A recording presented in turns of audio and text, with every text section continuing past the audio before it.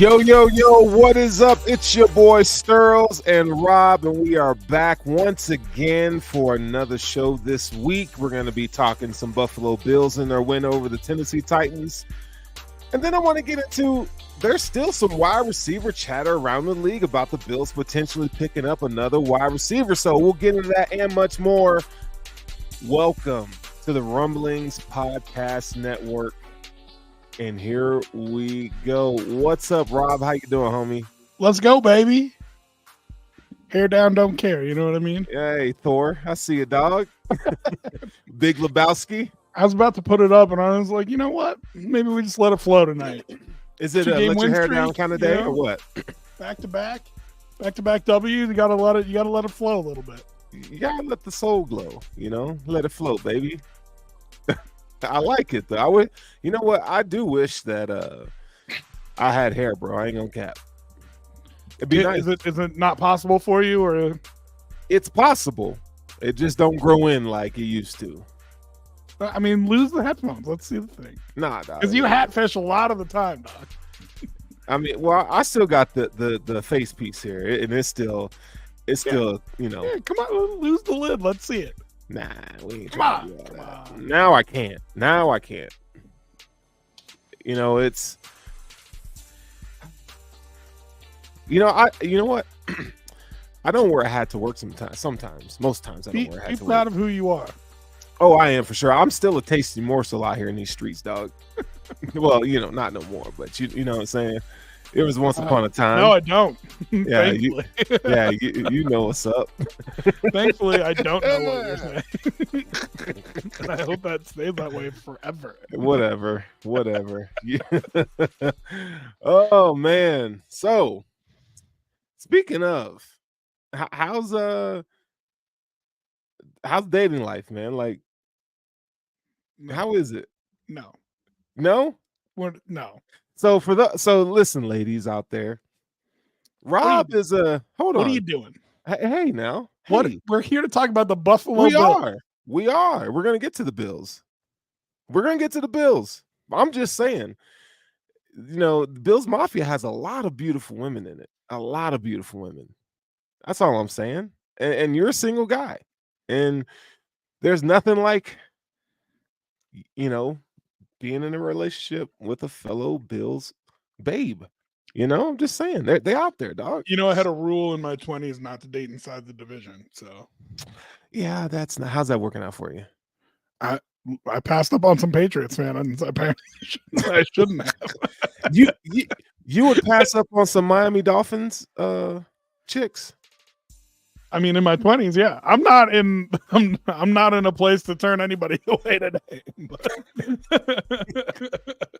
Man said he been on the shelf too long and he's going stale. But yeah, that was always the rule. Don't date inside the division. You know what I mean? All right. Well, now you can date in the same clubhouse. The dream is to find a mafia babe. You know what I mean? Wouldn't that be dope? Somebody That's the dream. That's the dream.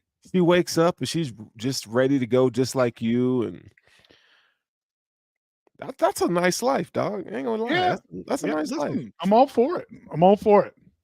And everyone that I've had a crush on has found a man and gotten married because that is the dream for all of us. Dang. So because I'm not the only man with that dream.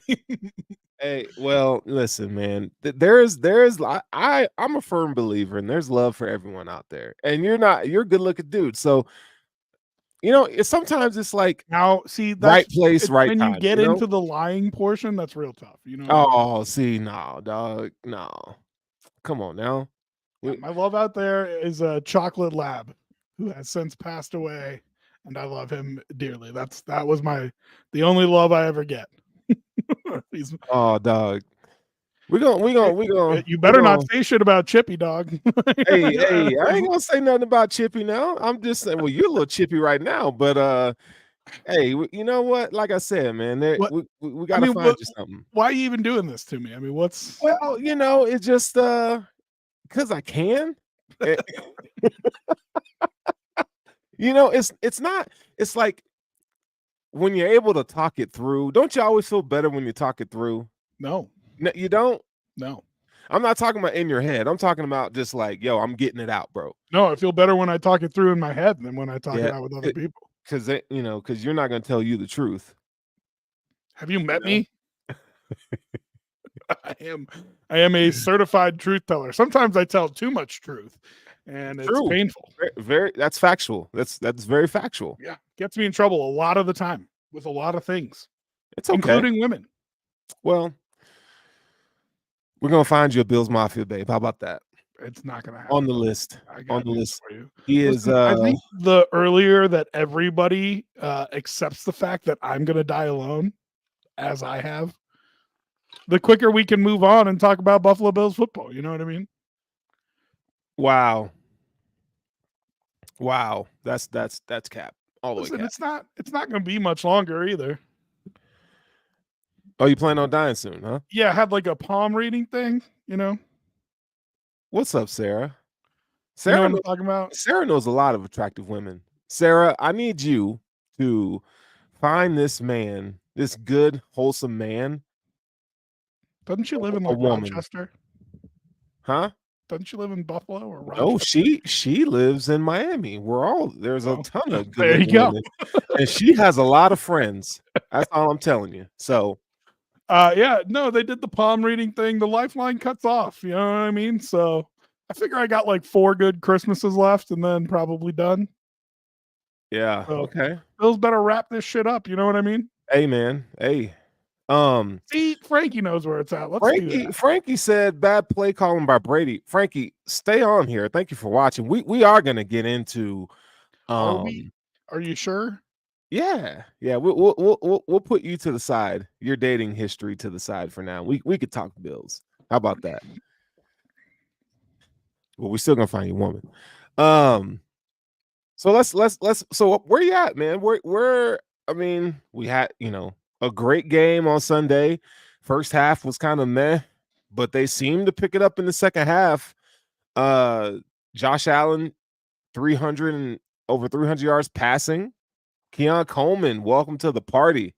Over 100 yards for the first time in his career. I thought he had a great showing. Um Play calling, to Frankie's point, I think, yeah, I mean, I don't know if, and maybe you can elaborate on this, but the way he calls his runs, I do have a problem with. Like the first down tendency, and just it's like he saves the good stuff for the second half. Like I need to see more. If it's zone for James Cook, get him going on the perimeter, man. I think he needs to be on the perimeter a little bit more than he is. You know, he didn't have a great game. This 13 carries, 22 yards, something like that. But I think there needs to be some improvement with the play calling, though. I can agree with that. So do you want the 1,000-foot view, or should we zoom in? Like how do you want to start here? Let's start with the 1,000-foot and work our way in. Okay, the 1,000-foot view, they're great, man.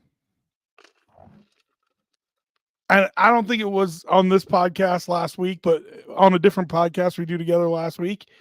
You asked me what I thought the record was going to be, and I said 14-3, and I only said that with half my tongue in my mouth. You know what I mean? Like,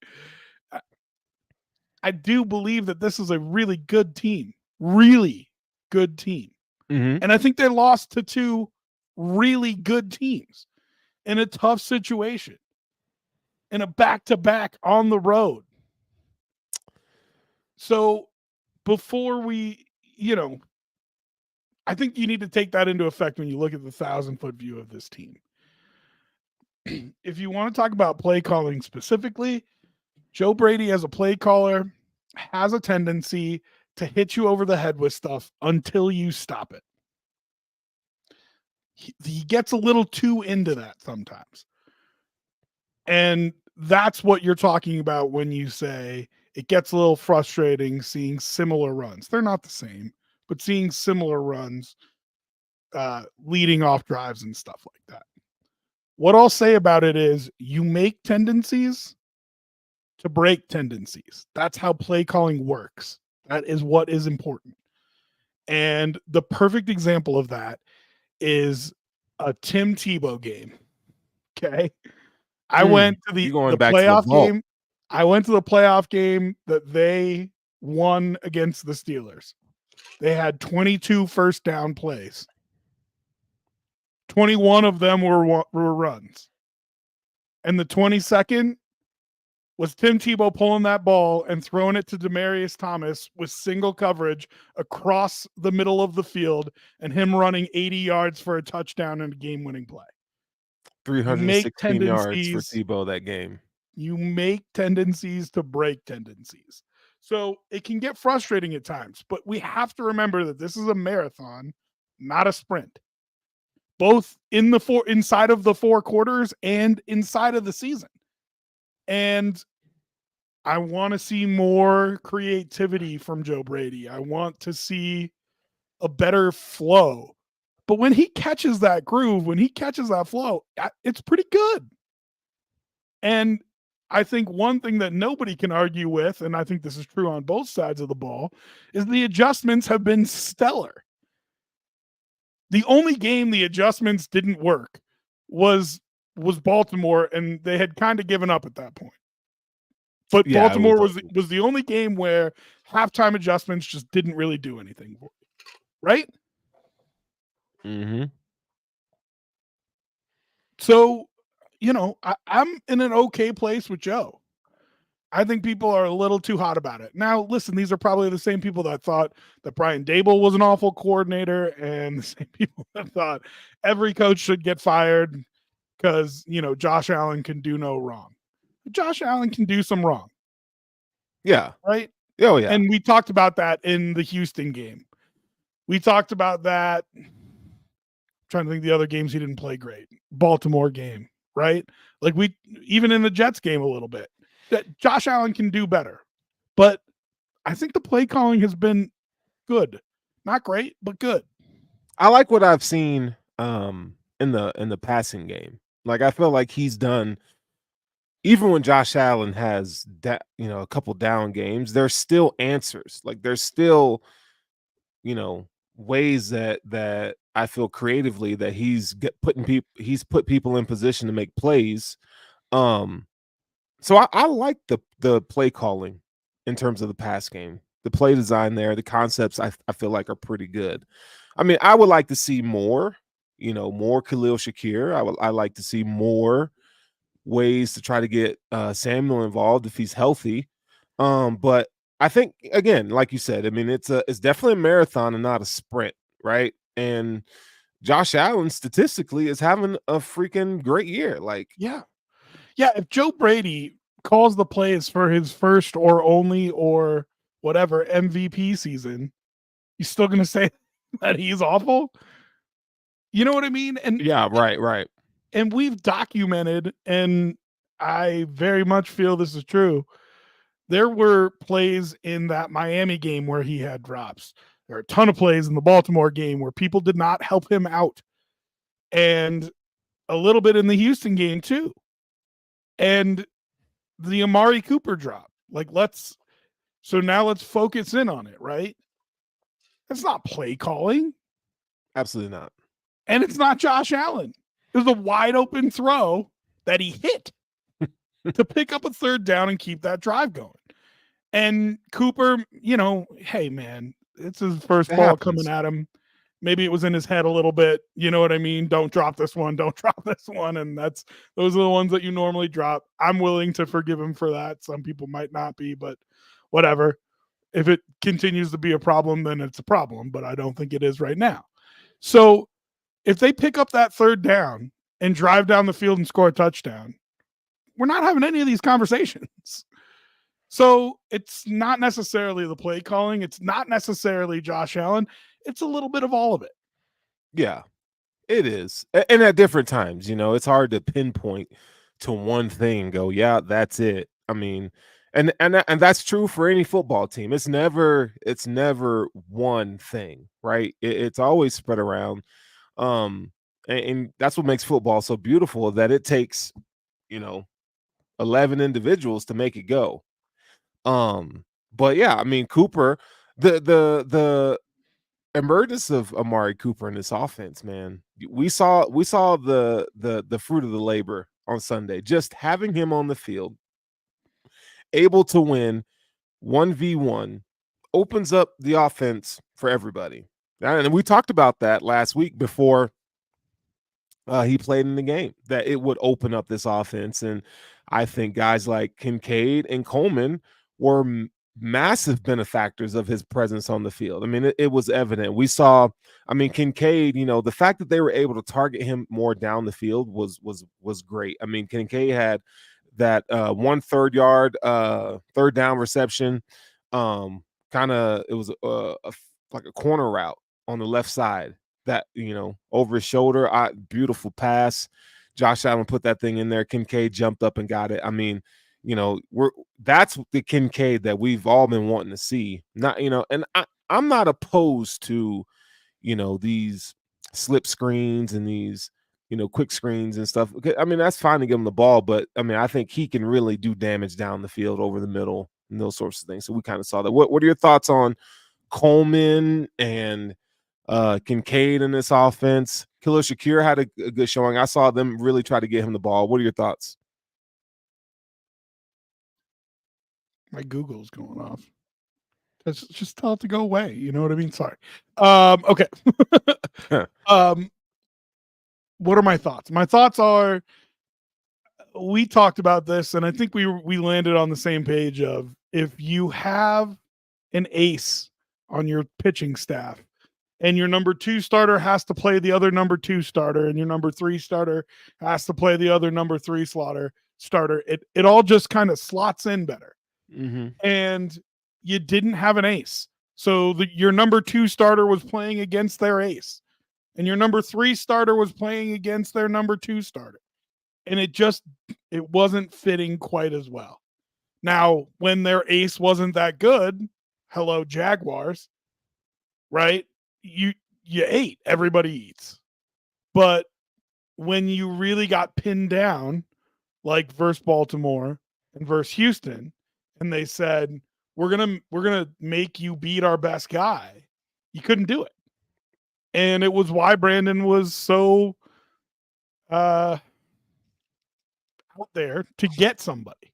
You know what I mean? So I think, yeah, you saw flashes of what this offense can be. I don't think necessarily that they need another guy. I'm comfortable now with where everybody slots in. Are you? Oh yeah. Yeah. I like this room now.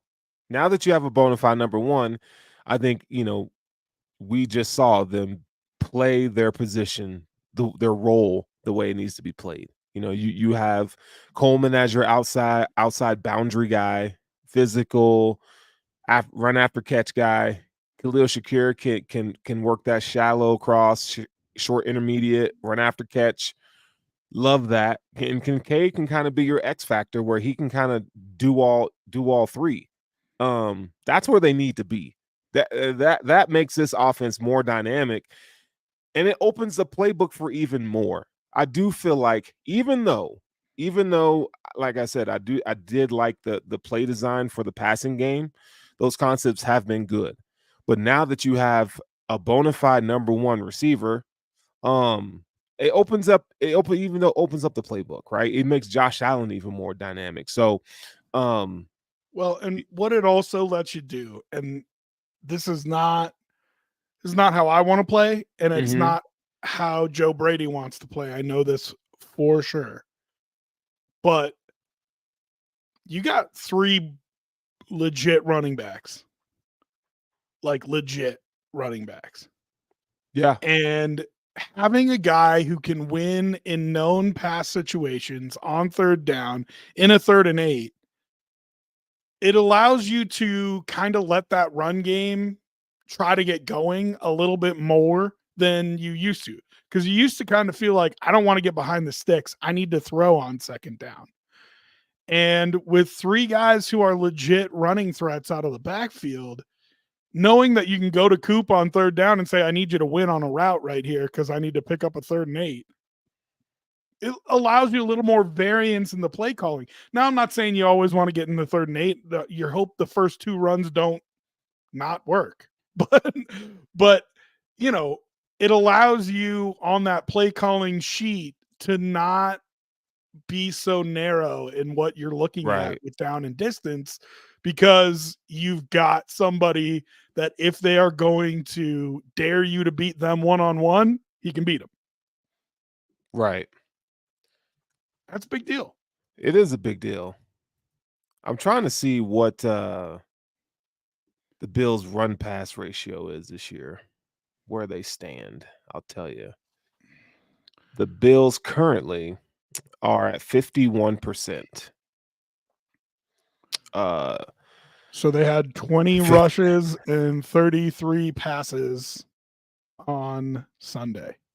Yep, so we just saw an uptick in passing the ball. If that's the ratio that they can attain moving I think forward, that's I where you want do to be. like that. That's where you want to be. Yeah. Yeah. The highest pass play percentage in the league currently is Seattle with 66%. And I think you want to be towards the top there. You know, when Yep. I say you've got legit running backs, I don't mean that you should be run dominant. I just mean that those runs can be real effective when you've got fresh legs behind that offensive line, which we need to talk about them, by the way. But behind that offensive line, a fresh set of legs coming at you play after play after play. And it's slashing one play with Cook and pounding the next play with Davis. And then you get a nice mixture of both with Johnson. You know what I mean? Like it's a real nice tandem trio they have back there, I guess I should say. Yeah, and in these stats, I mean, you're seeing a real delineation between teams with a number one wide receiver and teams without a number one wide receiver. Like you on the bottom, you got teams like Baltimore who admittedly would just run the football. Like they pass the ball 46.53%, but their running game is just I think they have like 140 yards per game. They're I think killing it this is right an now. important point to stop down and talk about, though. So we talked about Cooper and how he offers you stretching the field vertically a little bit, right? Like Mhm. he's not a speed Right, guy, right. but the fact that he can win on routes is going to hold those safeties back a little bit and makes it easier for you to run. That Baltimore team, what they do is they stretch you horizontally because they've got, and this isn't to say that I think he's a running back, but they have two running threats in their backfield every play. And so whether it's Henry going this way or Lamar going this way, they stretch your defense out horizontally and then attack the seams. And they can do that all day. Like that is hard to stop unless you're planning to stop it. It's why it's tough playing service academies. You know what I mean? Like those teams stretch your field horizontally instead of stretching it vertically. It's a different way to run an offense, and it doesn't normally work in the NFL because the athletes are so much bigger and so much faster.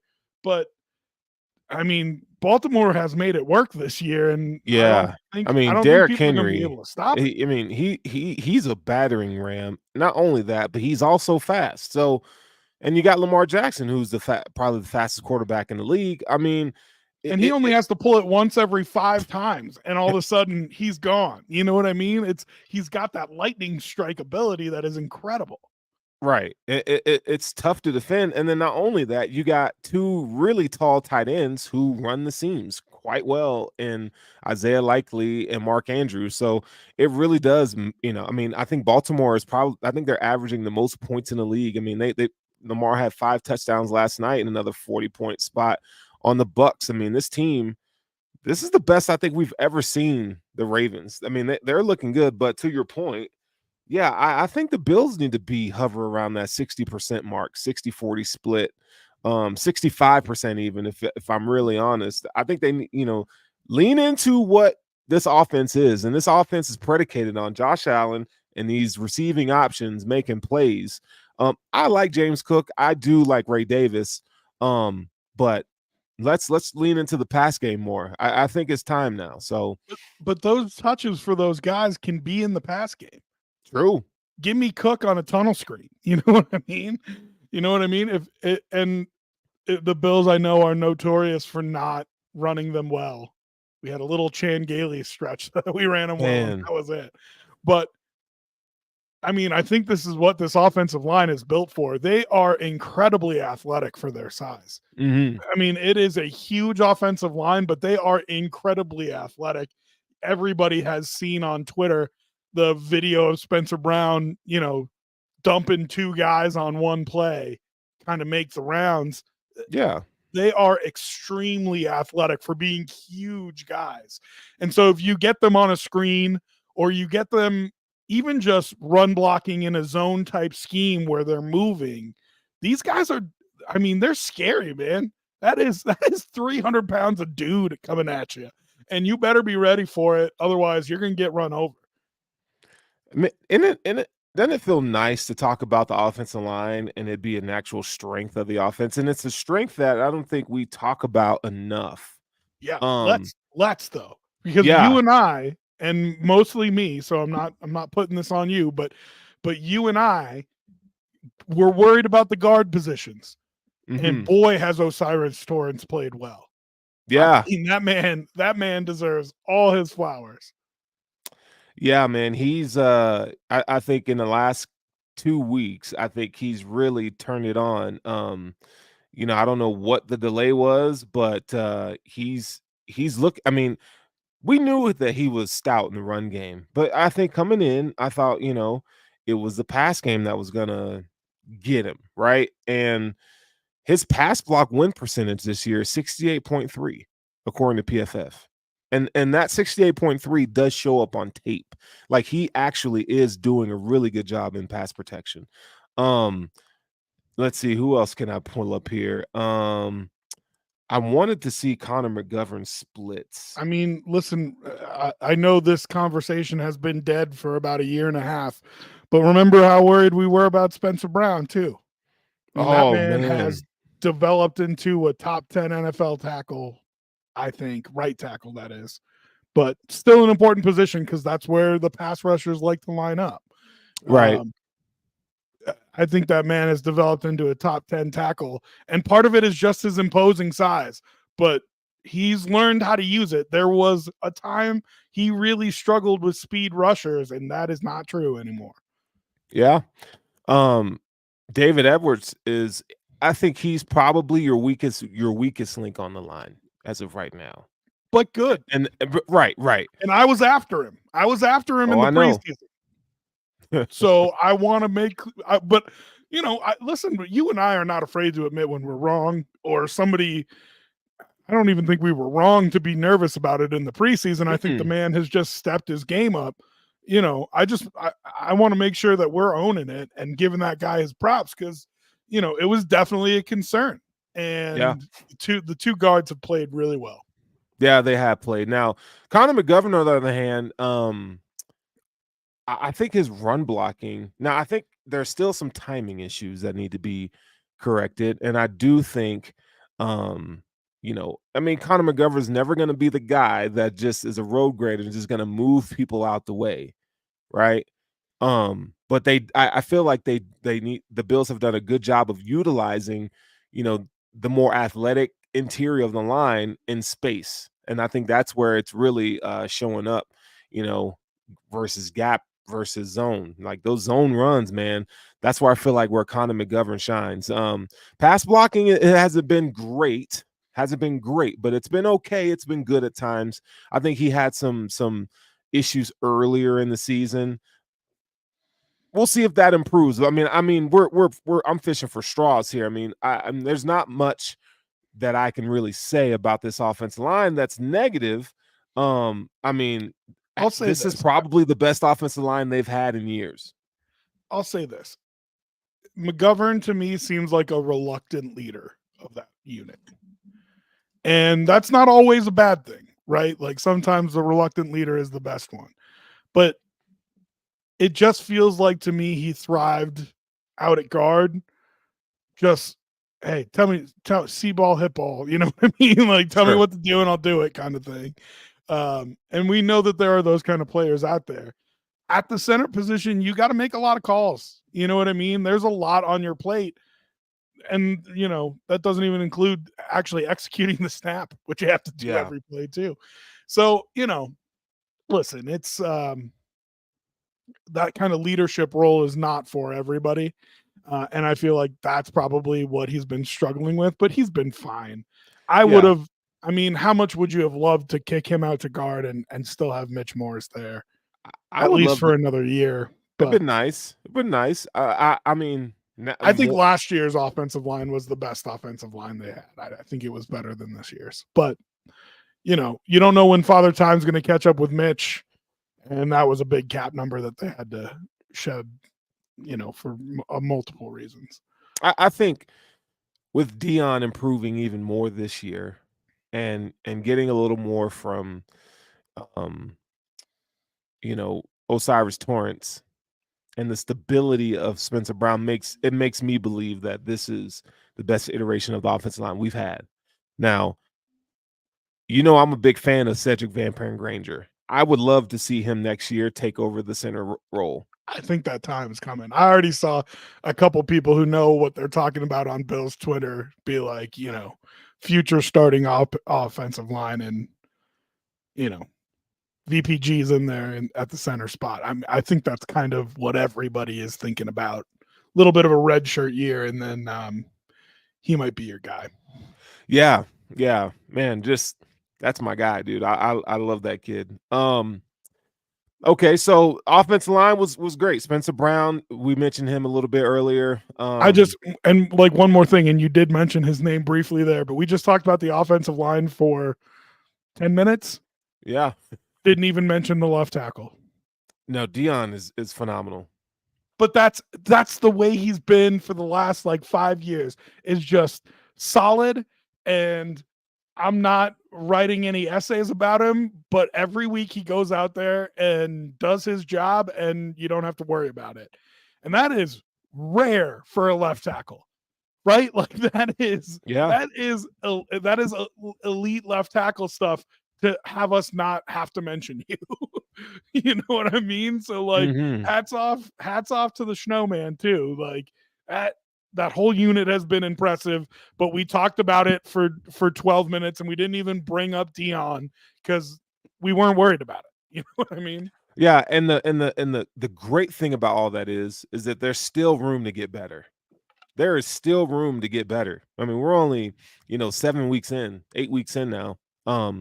The offensive line, I mean, and that's two new pieces starting this year, right? So One, it, but yeah, well, in a new position, that's still, you one and know, a half. okay. If that, I mean, however you want to slice it, Yeah, but that's still two new positions yeah, getting acclimated and getting that chemistry down. I think there's room for improvement for those guys listen, to even be better as we get close to the end of the season. Real quick though, before and this is Bills related, but not.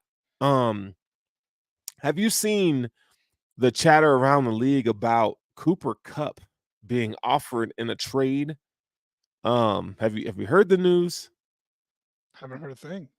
Yeah, I also so been on. I was really unplugged today. I was busy with work, so I wasn't following closely. Why? What's going on?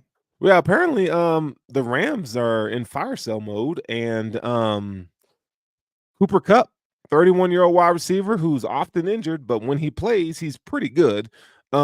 Is available for trade for at least a second round pick. And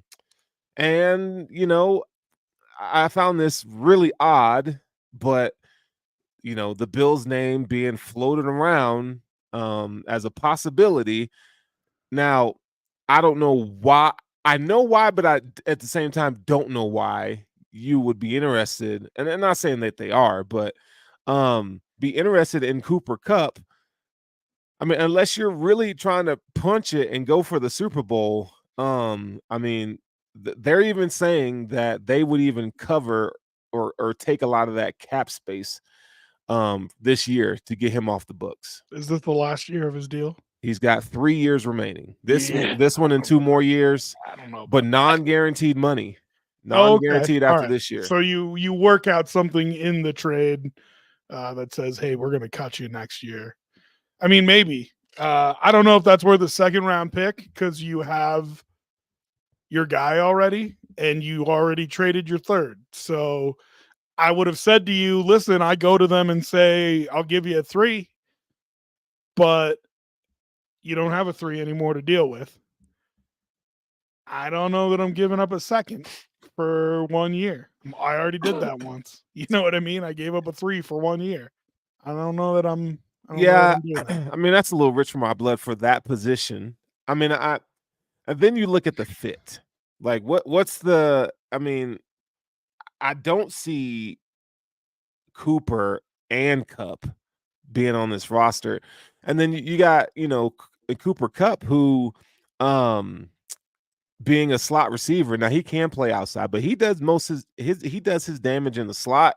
And I like where Khalil Shakir is, right? So I don't know. I'd want to do that necessarily. I mean, it'd be nice to dream and think about it, obviously, but I mean, listen, if we're really talking about dreaming and we're talking about Rams wide receivers,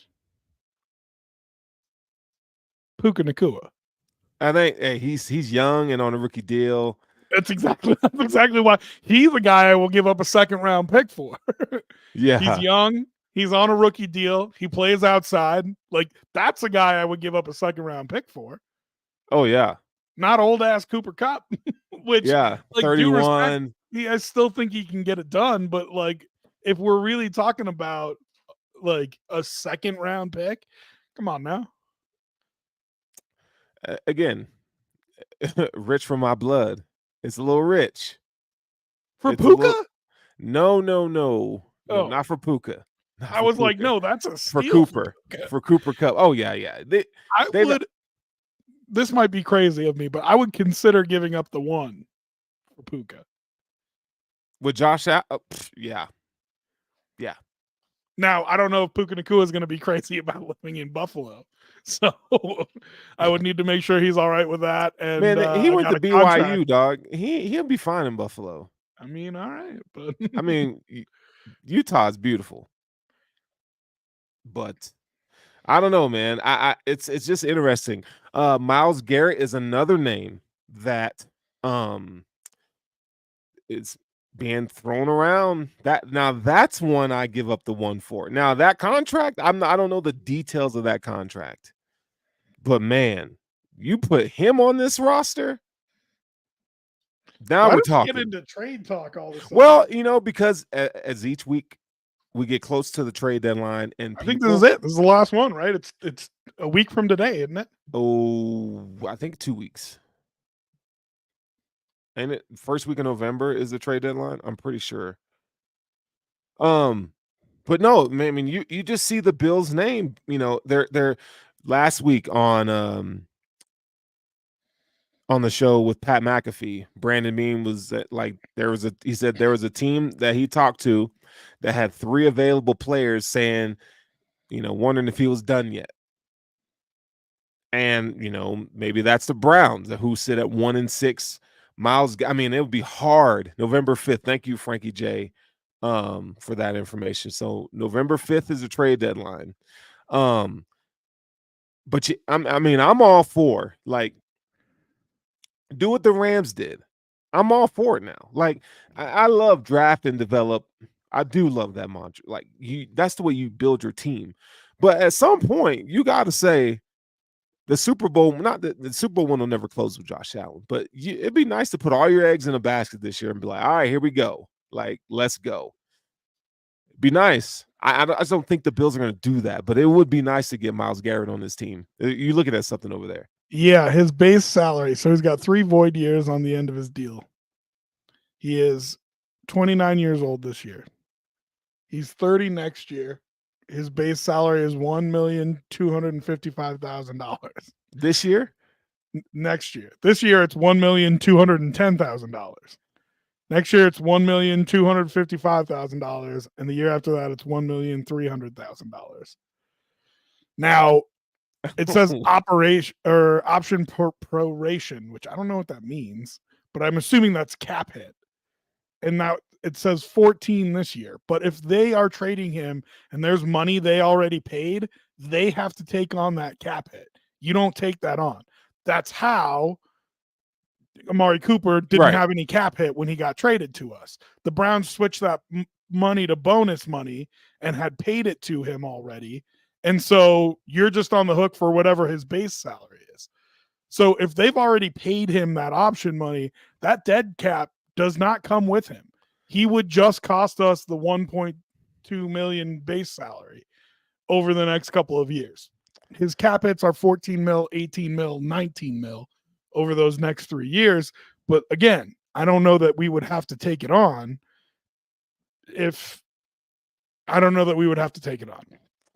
I think the Browns would probably have to take that on if they trade him. Now, if they're going to take on 27 million of dead cap, it's a first. At least. It might be 2. It might be 2 first. And I'd give that up for Myles Garrett in a heartbeat. Oh, absolutely. Pass rushers, I mean, this dude is made of steel. Like 29, 30, 31. Bro, give me 4 solid years with Myles Garrett. Are you kidding me? When the Bills are going to have to draft a defensive end this year, you don't pick Groot then. You don't know what you're going to get. I mean, dog. You tried the all-in move with an older pass rusher. I would. No, see, this is different. Hey, tell me I'm wrong. This is different. No, it's not. No, there's content. Yes, no, yes and no. Yes and no. Yes and no. Because I know they're 2 different types Vaughn of players. How old was Vaughn? 32 when he came to the Bills.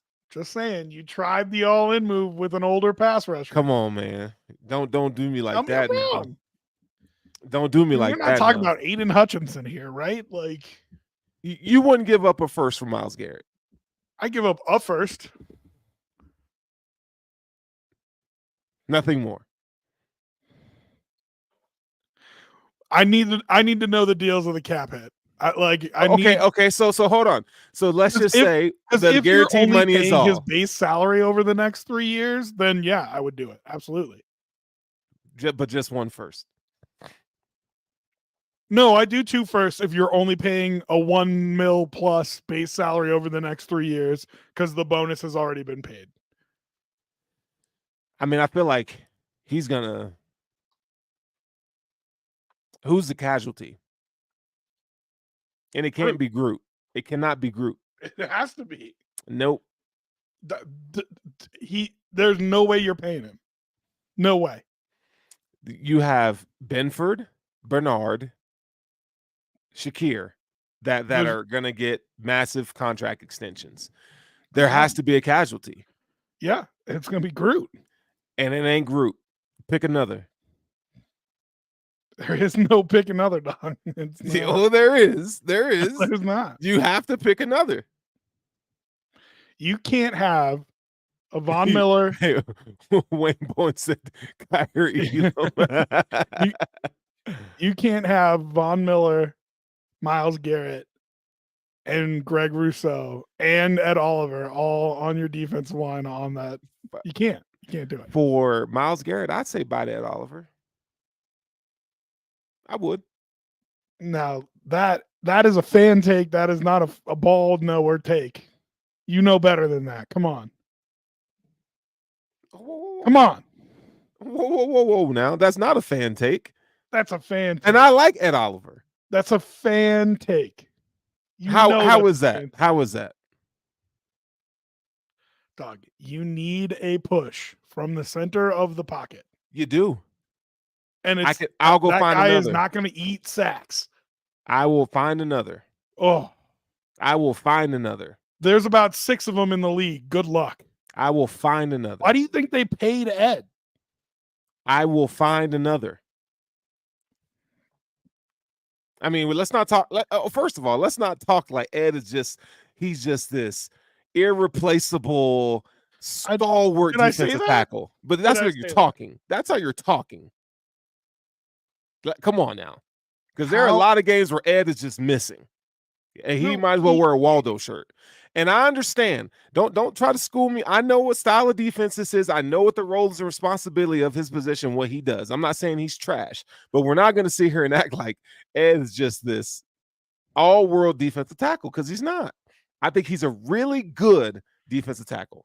He's not elite, though. He's not elite. I think people are paying more attention to it now than they ever have. And you can thank Aaron Donald for that. But how many guys in the league right now have the pass rushing ability of Ed Oliver from either tackle position? Any of the three: nose tackle, one technique, three technique, whatever. How many? Let's see. The Commanders have one.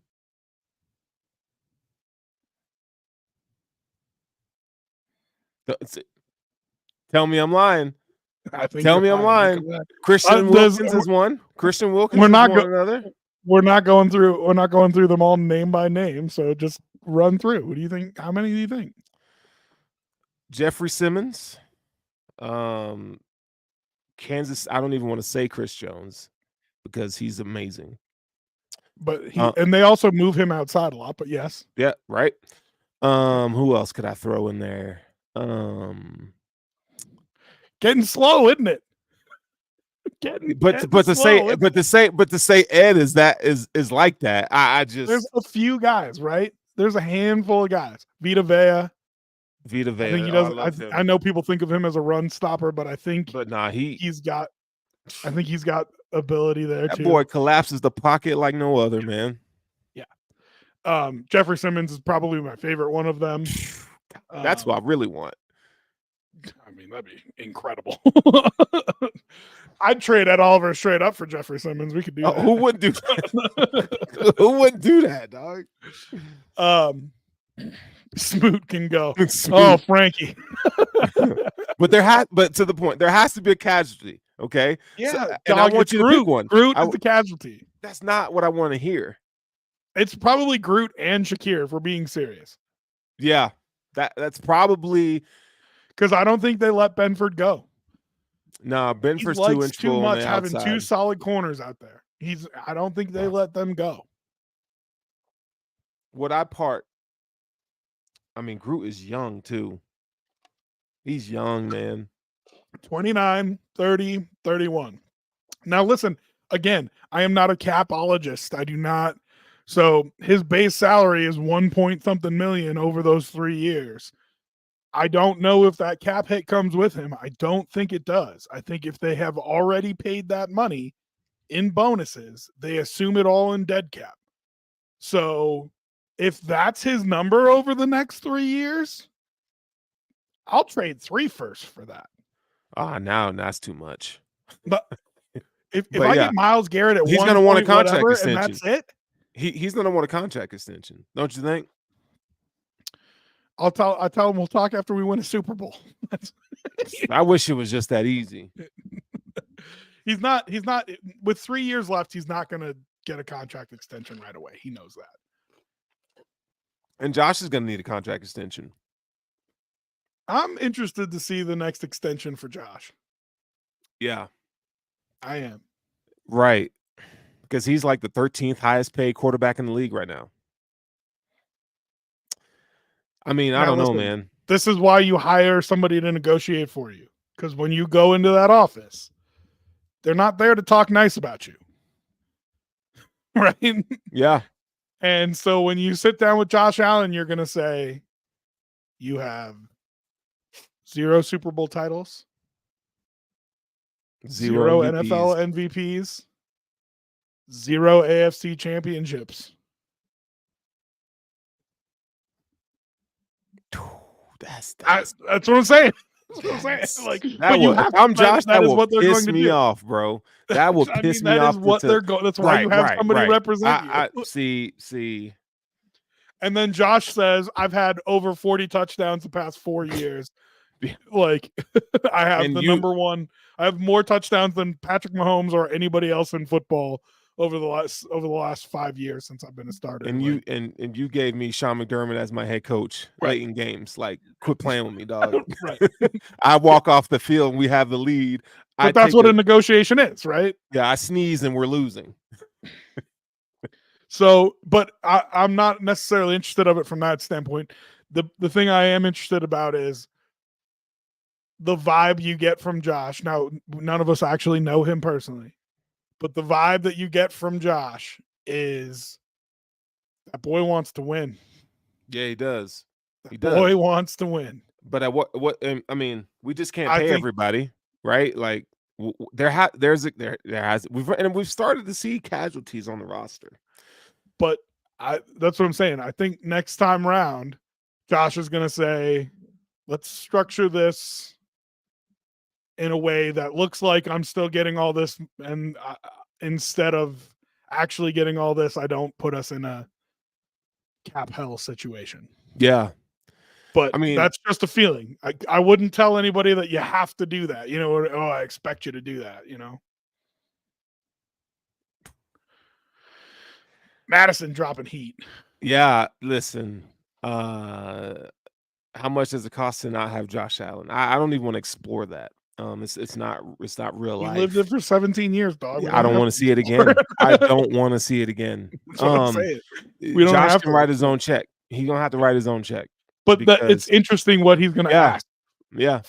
You know what I mean? What is he gonna ask for that check to be? He has had to say goodbye to people. Which, by the way, now that I'm thinking about it, you know who the cap casualty is? You know who it is.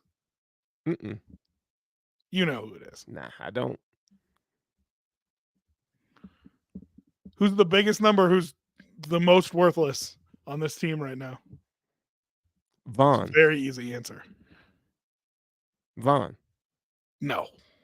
First of all, his number is lower. Oh, his number is lower now. His number is lower. His number's lower than the person that I'm thinking of, and he was playing great. Worthless. I can't wait for Dawson Knox. Yeah, that's the name. Yeah, that's the name. That's the $9 million a year that you cut. Yeah, this has to be his last year in the Bills uniform. It's going to be interesting. It needs to be. I think he's going to take a big contract restructure down to $5 million a year and want to stay in Buffalo. Yeah. Because I mean, he's Josh Allen's best friend. Like you know what I mean. And so if you pay him $4 or $5 million to be Josh Allen's best friend, then whatever. Dog, why don't you give me deals like that? What the hell, man? I offered you one for this weekend, but you said no. That is not. It's not $4 to $5 million to be your best friend. Hey, you got 4 or 5 mil down there. I'll drive down this weekend. Hey, listen, dog. You know it's not about the liquid cash you can get. It's the currency and camaraderie and love that you be getting that's worth that amount of money. That's absolutely what it's like. It's like nonprofit work. I think we're only about halfway through his deal. Somebody asked how long he's got left. I think we're only about halfway Dawson. Through. Yeah, I think he's got 3-4 years left remaining on that deal. It up. Okay, so next year his base salary is 8.75, and his signing prorated bonus is 258, and his optional bonus is 2.5. So his cap hit is 14 next year. No. And then they've got a potential out. It says potential out 2026, 2 years, 17.5 million, with only 7.4 million of dead cap before the 26 season. And then 26 is the last year of his deal. It's a $9.9 million base salary, a $17 million cap hit. They're definitely taking the out after next year, but I bet you they restructure him. Yeah, they're gonna have to. I mean, Moses didn't see the promised land, and the promised land being that new stadium. I don't expect Dawson Knox to last through that to see the new stadium. That's interesting. $4 to $5 million to be Josh's best friend. That's the offer out there, and that's too much, to be honest, for what he's producing. He's a $3 to $4 million tight end probably on the free agent market. Yeah. So if you give him 4 to 5, that's whatever. Yeah, man. I did the mistake thinking the Bills will have cap space next year, but they're only slated to have about 10-11 million next year. I couldn't believe that when I saw that. 10 and million. I'm like, where the fuck did all the money go? The cap projection over the last 3 years has been lower than the actual cap number that they come back with. Yeah. Because they are making money hand over fist with all these different platforms and streaming only games and all that shit. So cap is probably going to be higher than what they're estimating. So let's just say 12 million over that 10, 11 million. So you're looking at $23 million. No, this year it was an extra like 12 million. That's what I'm saying. Even if it's 6 million over and you got like 16 mil in cap space to play with, you got room for a guy there. You got room for a Leonard Floyd. You know what I mean? Yeah, you might keep them draft picks, man. Because even with that structure that we just outlined, there's still going to be a casualty. I don't think that they'll be able to re-sign all them dudes. Even if you don't, I mean, Myles Garrett and whoever you want to throw on their side, I don't think they're going to be able to sign those guys. Well, I mean, we'll have to see how he does the rest of the year, right? But you let Coop walk. You know what I mean? Like, put yourself right back in the same situation you were. And it sucks because I've said this older to you wide before. receiver. There's always a disgruntled wide receiver. Always. Yep. But do you want to deal with the diva attitude of George Pickens, who's mad that he hasn't gotten the ball, right? No. But like that's who you're talking about. You know what I mean? Like those are the kind of guys that you're talking about. And your boy Brandon Ayuk, golly. Not my boy. Golly. Not my boy. Man. Feel for him though. Hey, well, he got his money. He got his money. But bro, a wide receiver coming off an ACL, that is ACL and MCL. Oh, that good for him for getting his money, but I don't know why they do it, man. That's why they hold out right there. Yeah, that's right there. Because San Francisco run these boys into the ground. They do. I mean, Debo is always hurt. Christian McCaffrey's hurt all the time. It just sucks to see. Christian McCaffrey has not been hurt all the time. Bro, he's I feel like this was his only injury he's had in San Francisco. Yeah, I'd be hurt a lot if I was playing for the Panthers too, dog. My neck and my back. What do you want me to tell you? Wayne Bowen says my career here. You guys think DeMar should play for my abso-fucking-lutely. You know what? We didn't talk about the defense at all. You want to spend 2 minutes on it here real quick? Yeah, let's talk about it. They go ahead. I mean, frustrating. But haven't we been saying this all season long with them? And so here's the thing. And I saw a couple people make this point on Twitter, and I think it's an excellent point. It was a point that I was planning on making from the beginning. The Bills challenge you to take the easy stuff, make it all the way down the field, and don't make a mistake. Okay? When you say, okay, then we're going to take the easy stuff, the Bills shouldn't be surprised when you do that, because that is what their defense is set up to do.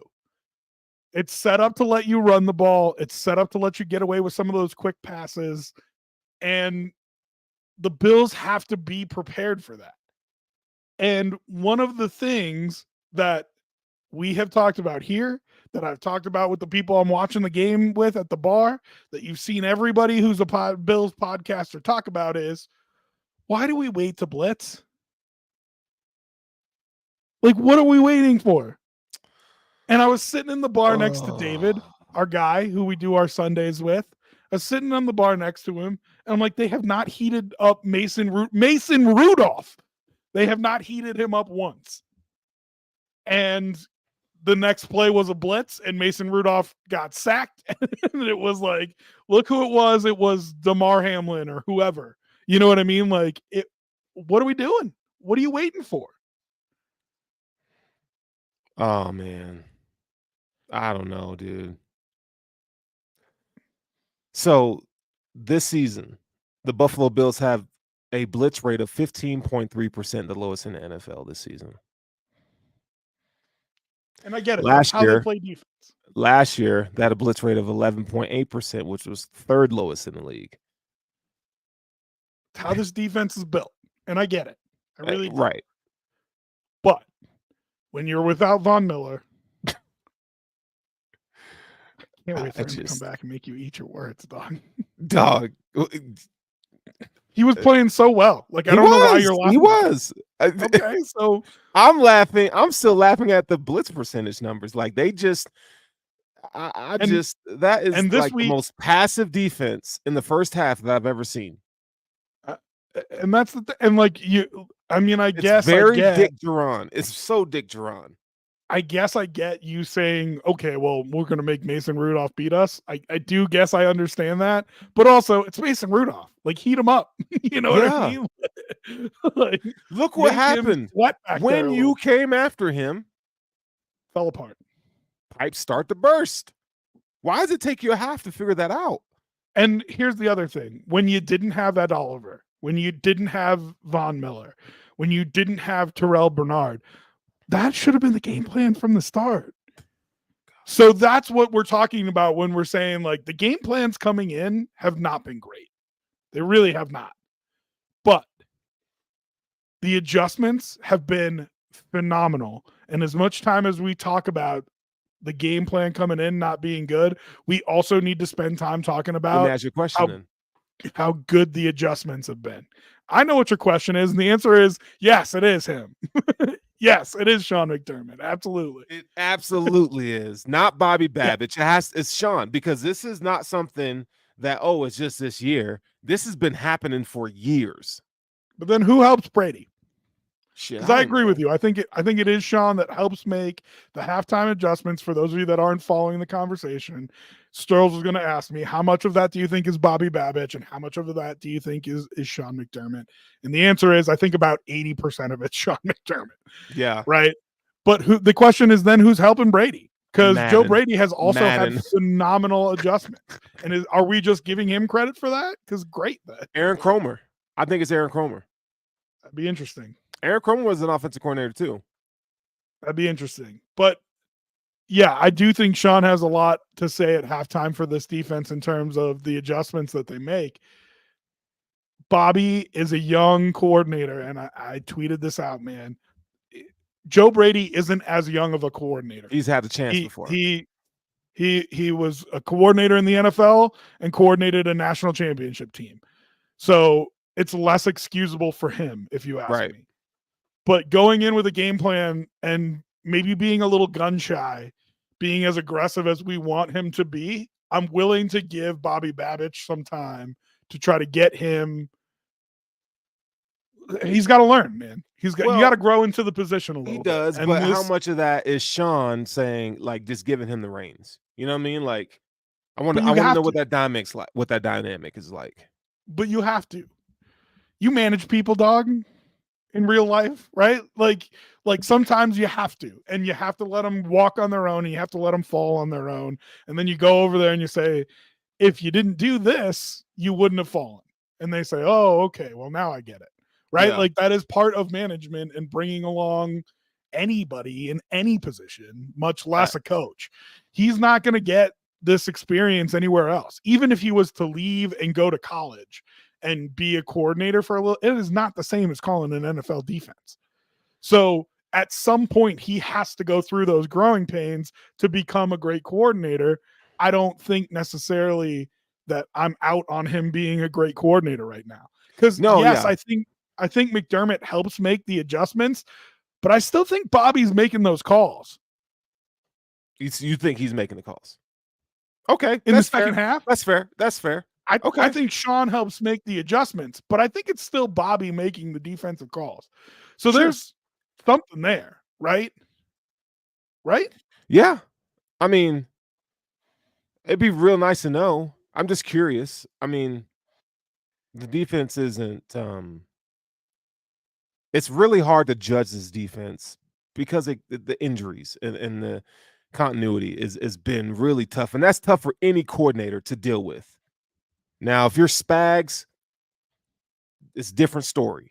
A little bit different just because of the wealth of knowledge and so forth. But for everybody else, there's about 4 defensive coordinators that I'm like, okay, you guys, regardless of your injuries, you'll get the best out of these players. Like, but for a young defensive coordinator, and 1 or 2 head coaches too. Yeah, for sure. Right. So I'm with you in giving him grace on that. I don't know, man. I like the defense. I want to see them healthy. If I get to see them in December healthy, then show me. Then I could be fully critical of them. Do you see the difference in points given up in first halves and second Oh halves yeah, for the man. defense? They're not giving It's up like nothing in the second 99 to half. 33. Yeah. Now listen, this is what we talked about, and you're dead in the middle of it right now. And I think you're going to start seeing this defense play better and better because 2 weeks ago you got Taron Johnson and Terrell Bernard back. This week you got Ed Oliver back. Next week you're going to get Von Miller back. Not next week, week after. No, Couple weeks after that. Yeah, not this game, but next game. Couple weeks after that, you're going to get Matt Milano back. Right? Like, the cavalry is coming, dog. And I really, when they have all their guys, I just want all those Baltimore Ravens fans who say, like, oh, you say you want to see us in the playoffs, blah, blah, blah. Like, with Matt I think Milano, it was 7 starters we were down. with Matt Milano and everybody healthy. Oh yeah, no, they're not running for 300 yards. Oh no, I'm just saying. So Matt Milano makes a big difference. That doesn't mean I think we dominate them or beat them or anything like that. I'm just telling you it's a different ball game. So you still need some help at safety though. Damar Hamlin should not be starting. Wow. You know he leads the team in tackles right now. I don't care. And passes defense, I believe. No. Christian Benford has to be leading the They don't throw at him. It's such a deceiving stat. They don't throw at Christian Benford because his guy is covered. Like white on rice. I mean, Christian Benford. I mean, the interception that DeMar had was because of Christian Benford this past weekend. That's for sure. I mean, I'm not saying DeMar Hamlin is buns, but what I'm trying to say is I don't like him in this defense. I prefer playmaking safeties. He is in the back second end. on the team in tackles, first on the team in passes defensed, first on the team in interceptions. Man, come on now. I'm just telling you, Tom. Those aren't real stats. They're not real because it's not indicative of like watching the all 22. No. Yeah, and we are already going over, but I do we'll wrap this up. I do like Wayne's comment here though. Like, what's the deal with Mike Edwards? When I saw he's not just a backup. Like I know what it is. When I saw him on the inactive list again, I think I know what it is. Yeah, I think it's him and Sean don't get along. Him and somebody, Babbage or Sean, not getting along. That's what it is. Has to be. Because there's no reason why. No reason why. Here's the reason. Do they think he doesn't understand the defense? He's played in a similar defense. He understands the defense. And that might be what Mike is saying. And Sean is saying, no, we run this way. And you are not doing it right. Is this Kyler That's the only thing 2.0? I can think of. Kyler Elam 2.0. It's the only thing I can think of. Because it is befuddling. I mean, listen, even if you just threw him out there for 10 snaps to see what it looked like. Then get rid of him. You know what I mean? If you're going to do that to that man, get rid of him. I totally agree with you. I totally agree. Let him go find somebody else to play for. Trade him for a 7th. I mean, hell. But I don't want to see him trade. I mean, I'd rather him like put DeMar on the bench. I know we're on the same page on this. Or put Cole Bishop in there. I'd be happy with Cole Bishop in there. Let him figure it out. I mean, he really I know it's one game where he shit the bed, right? But you got to learn somehow.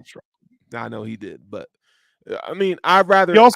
He also was playing opposite DeMar and not Taylor, and that might make a difference. To be honest with you, I know you're not a big Taylor rap guy, but I'm not.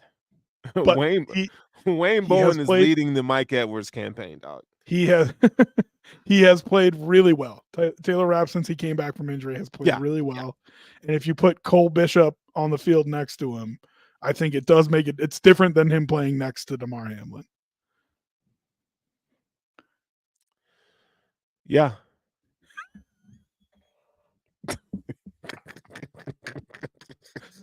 Oh my God, wrap it up and get out of here before your fucking head explodes. Dog,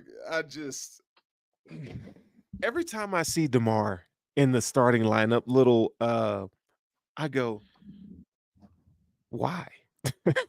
Second on the team in tackles. Why? No, First dog. on the team in Hey, passing man. defense. First on the team in interceptions. But basically, what you're saying is you sound like a All president. pro, You sound like safety, name clearly. your president that says Clearly. we've created all pro these jobs. Look at all these jobs you created, and you ain't done shit. Yes. That's what's like starting DeMar Hamlin. Gas prices are going down. Yeah, inflation is y'all still can't pay for your groceries, but inflation's going down. DeMar Hamlin has reduced the price of eggs. Start DeMar Hamlin. Dog. Since DeMar Hamlin has been the starter, man, gas prices have gone down 10%. Dog, I can't go to bed like this. I can't go to bed like this, dog. Oh my God. Okay, so aliens coming across the border has gone down 15% since DeMar Hamlin was named the starting safety. But there's a hole in the border, and no one's paying attention. Start DeMar Hamlin. Dog, I just can't with him. Hamlin Rap 24. I can't with Hamlin, dog. It's a very presidential name, DeMar Hamlin. What kind of president are you talking about? DeMar? How many? No. Don't say something racist right here. What are you talking about? What's it? Oh, you notice the black guy that's saying it. It's not me. I didn't. Hey, dog, I said that name was very presidential sounding. It's not. Hey, white folks would riot if they had a president named DeMar. The what? It was more than Hamlin, but I was going for, but whatever. I mean, DeMar Hamlin. Where'd you get that name? Oh, dog. Wow. The best part was you backed yourself right into that corner and then you just froze. I mean, you were a deer in headlights when I was like, why would you say that? And you're like, don't you know? Shouldn't say this, should I? No, dog. No, man. Don't get, I'll say some racist shit. That race doesn't scare me. It's just a reality. Oh, you froze like a deer in headlights as soon as I called you out. Hey, you seen that meme, that pastor that goes, why? It says it like that. Yeah, that I'll have to send it to you. I'll have to send it to you, bro. But again, when I see DeMar, why? I don't want to see him play safety.